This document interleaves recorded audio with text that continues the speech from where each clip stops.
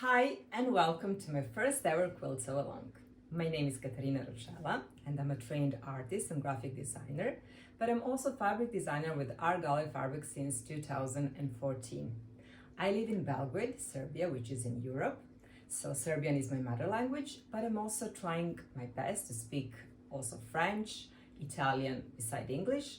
So please bear with me if my accent or wording is just not perfect.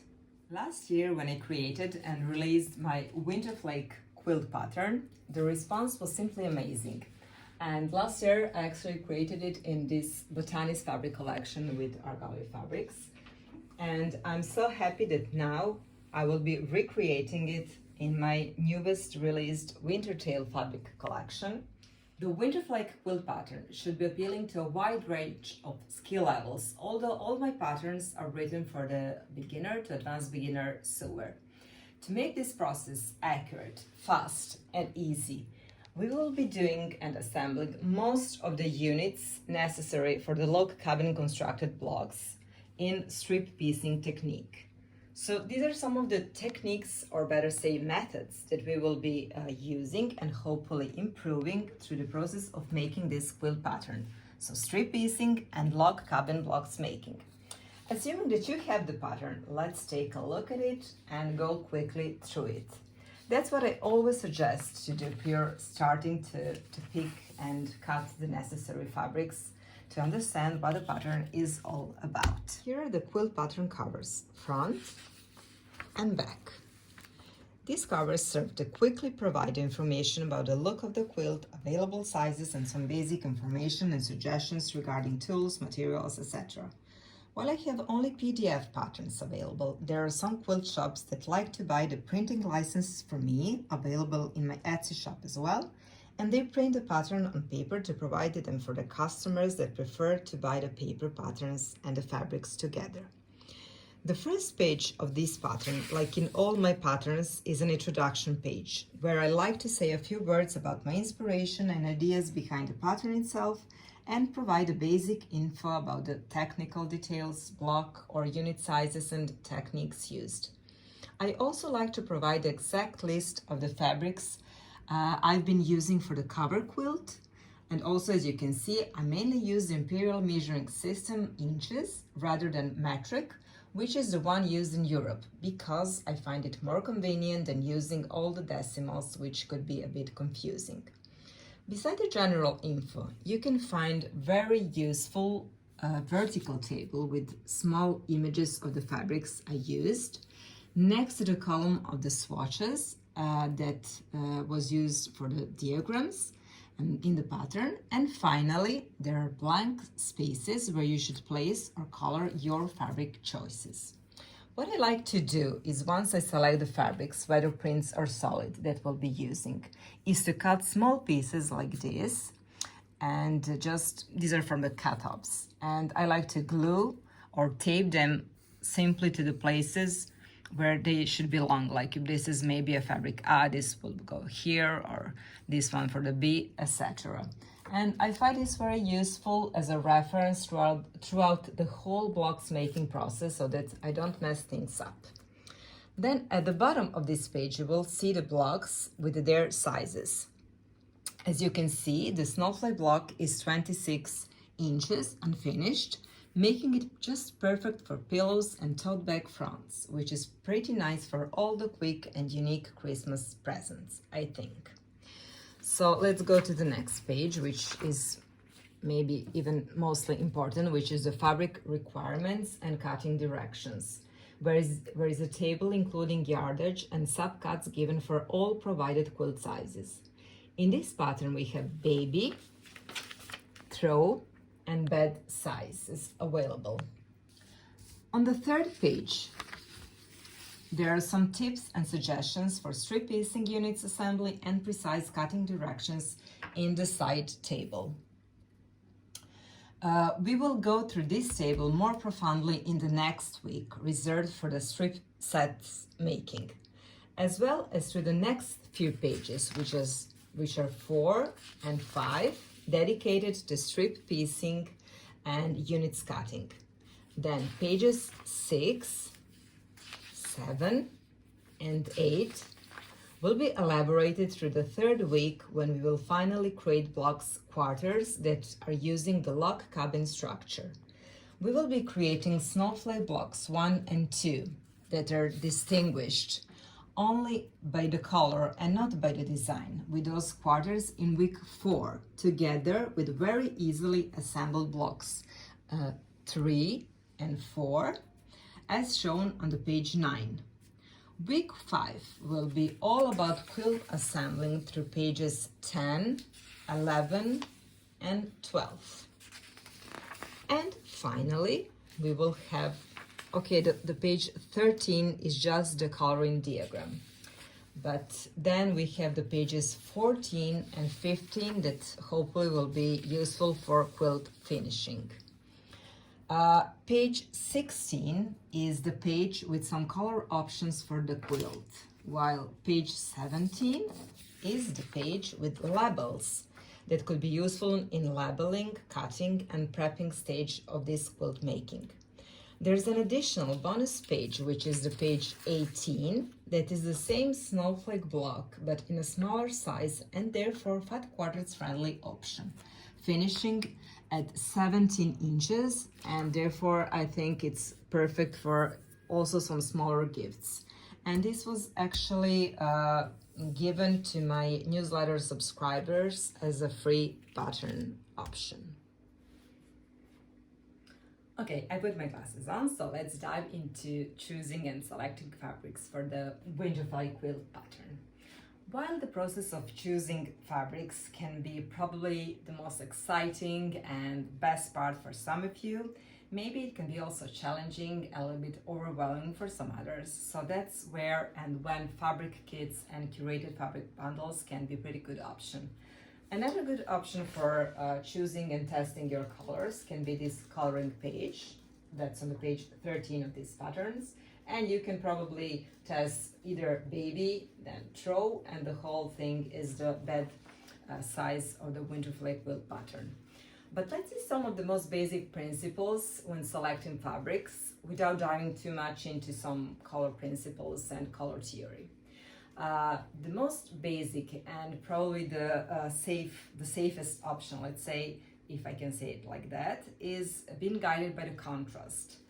And it's especially when the quilt patterns like this one has a lot of negative space, meaning that there is a very distinctive boundary line between the background and the foreground of the quilt, especially when these block shapes are popping against the background. And this is what you obtain when selecting the contrasting fabrics. Maybe this one is not probably the best option, even because there are some values that are not so much contrasting.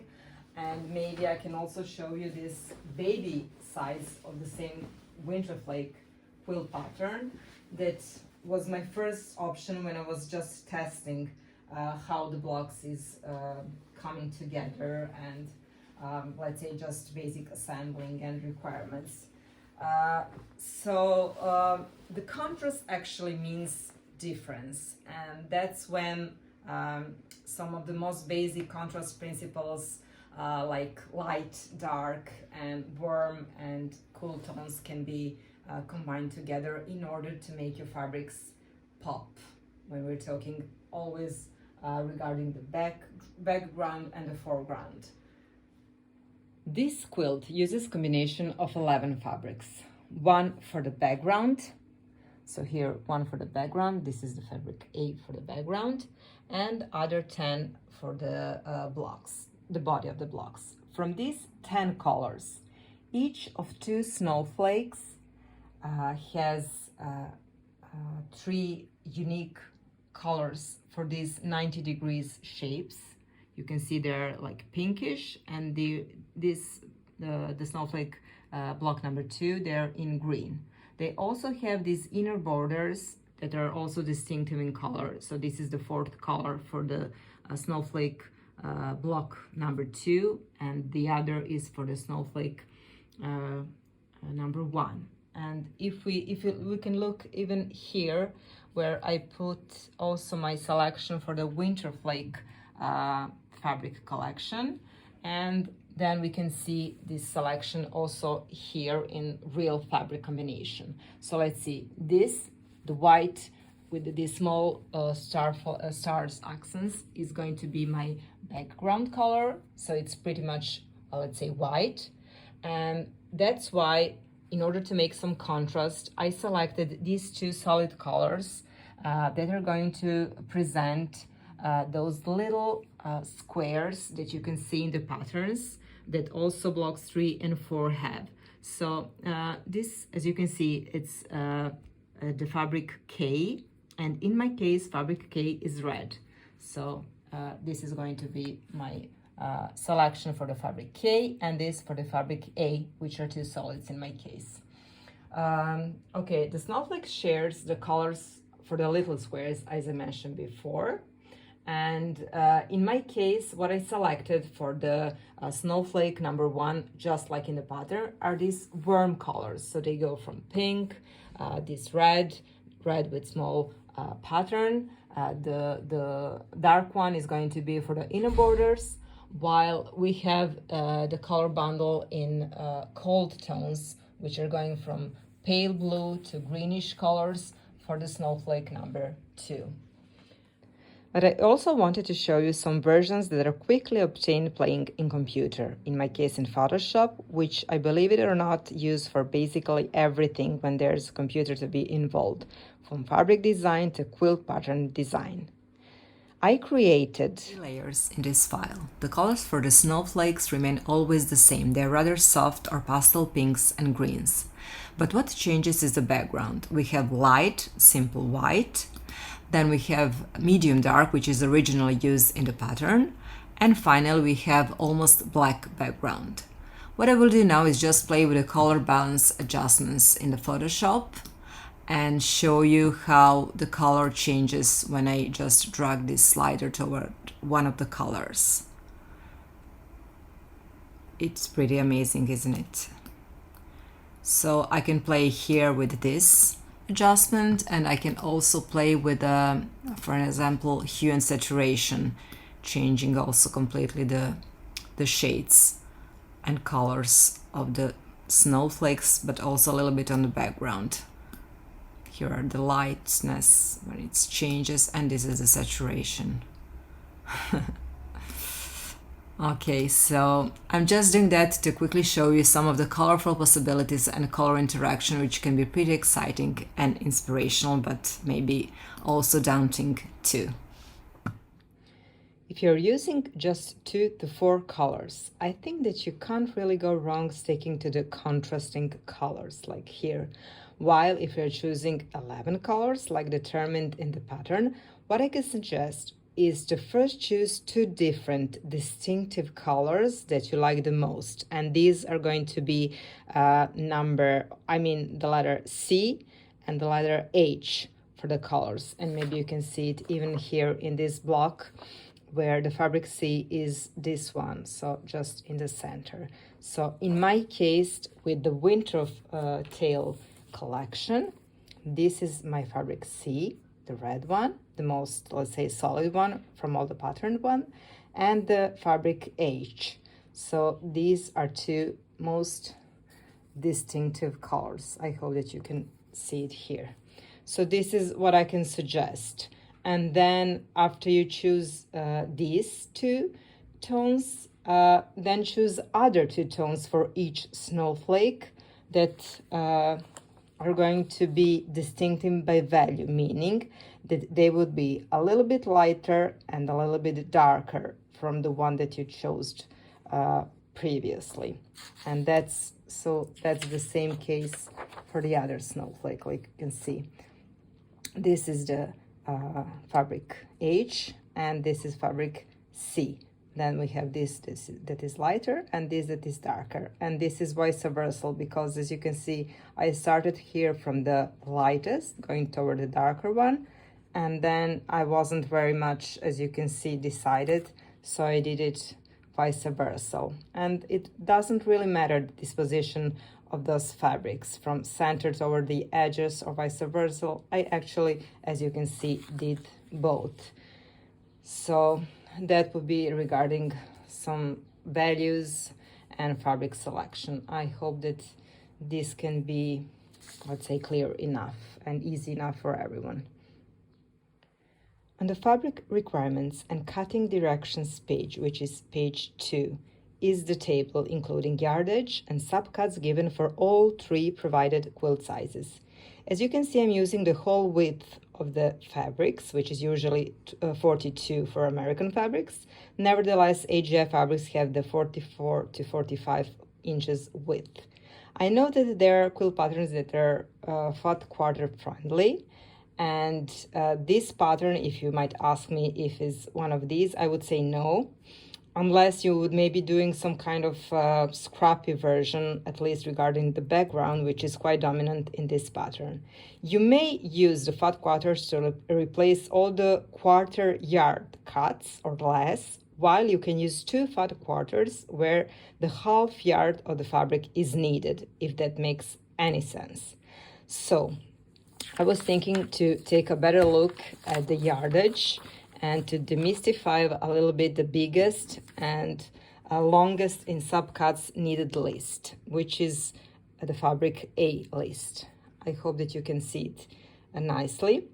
And even because all the other fabrics you will meet have kind of the same size strips and other subcuts needed. So let's place it here and see. So maybe you can see that there are some pinkish lines and underlines or fields within this table, within the fabric IA requirements, which is the background. And here up, you can see basically the yardage that is needed for each of these sizes. So baby needs 2.5, throw 4.5, etc. While there we have these pinkish lines. So these lines are because we have the width of the fabric cut in in different lengths. So we're starting with the widest, which is 12.5, then we have 6.5, then we have 4 and 25, then we have 3.5, and the last is the 2 inches in length per wide width of the fabric, which is 42 in this case and in this quilt pattern. So what are you going to do if you're doing the throw version like I will be doing? I will first be cutting the 4.5 yards from the fabric A, which is my background. Then I will cut 7 strips in the 12.5 length. Then I will cut the 6.5, then 4, and I'm going toward the smallest, which is the 2 inches, let's say, increment of the length of the fabric.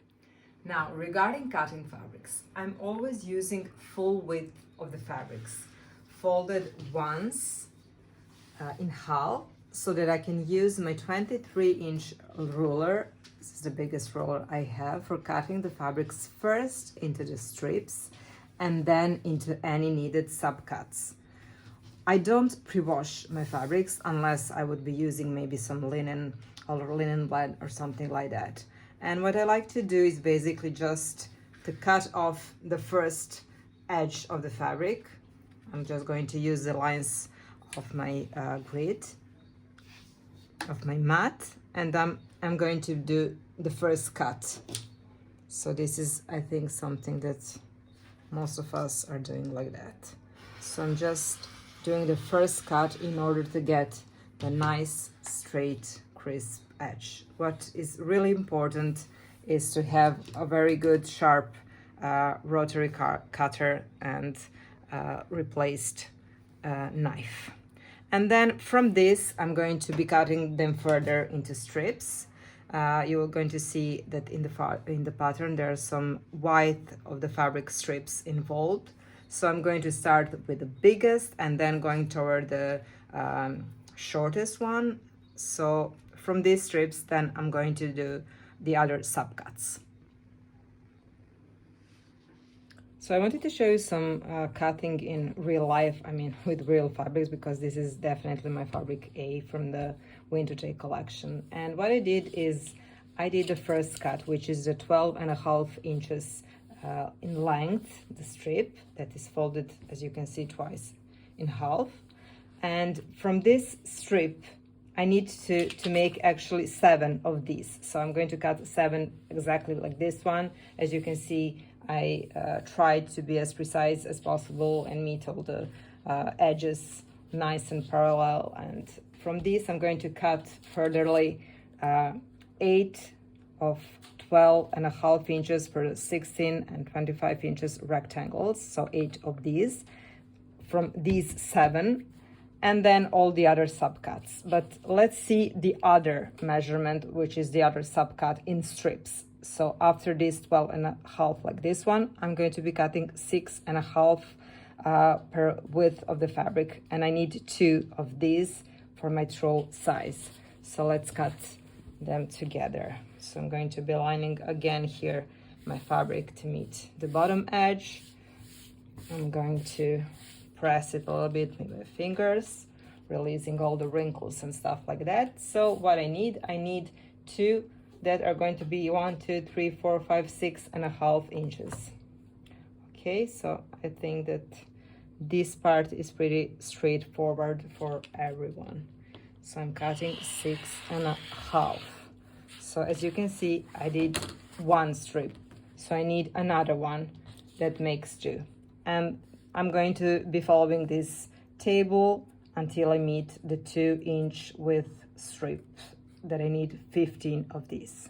So what I have done here is that I have cut all 5 different dimensions or sizes of these necessary strips that are going to be needed for further sub-cutting. So the first one is 12.5. This one is 6.5.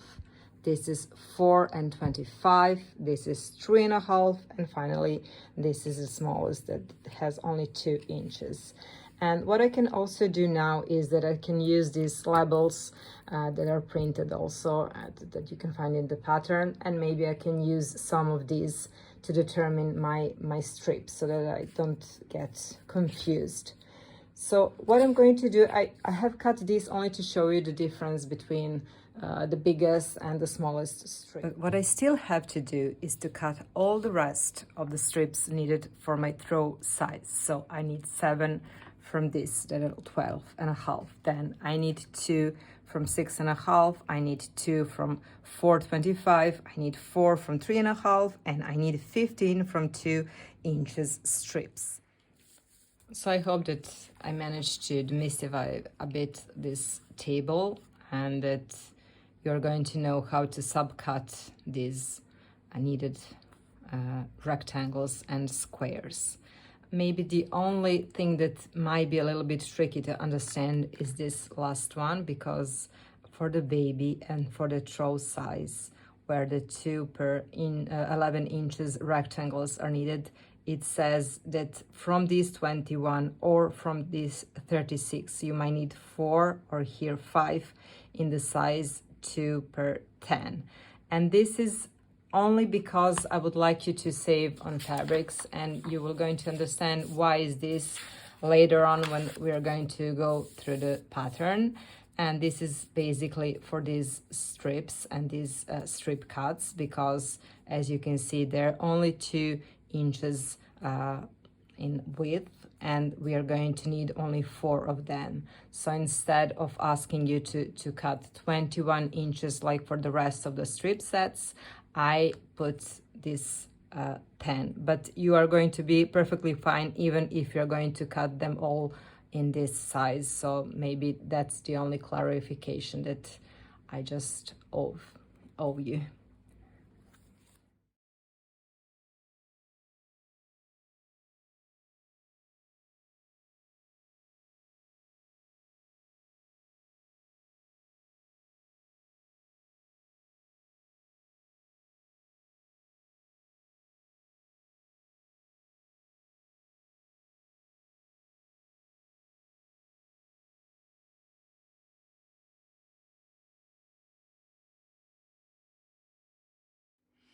If you have your fabrics chosen already, please just kindly post them on Instagram using the hashtag WinterflakeQuilt SAL so that I can see them, and also the other participants of this quilt along can see them as well. Please just post any questions, any concerns, any suggestions that you may have regarding this sew along. And this would be basically everything for this first video, and I cannot wait to see you next time. Bye till then.